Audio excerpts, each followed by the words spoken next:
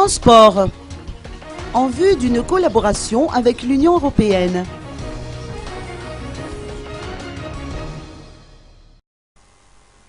Antonio Sánchez Benedito Gaspar, représentant de l'Union européenne à Madagascar, a rendu une visite de courtoisie à Ulrich Angiantin, ministre malgache des Transports, afin de s'enquérir sur les possibilités de collaboration entre les deux entités.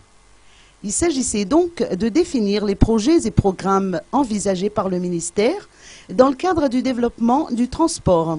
Écoutons les explications de son Excellence, M.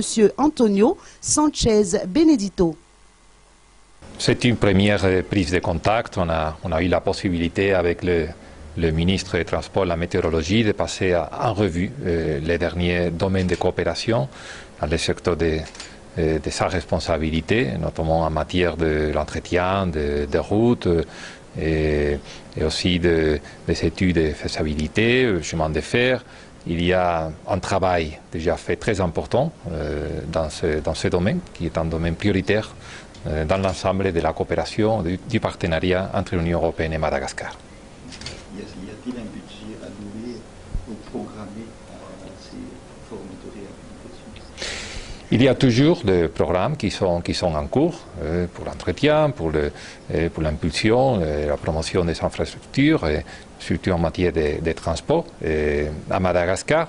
Mais maintenant, comme vous le savez probablement, on est en train de faire la programmation pour les années à venir, jusqu'à ce qu'on appelle le 11e Fonds européen de développement.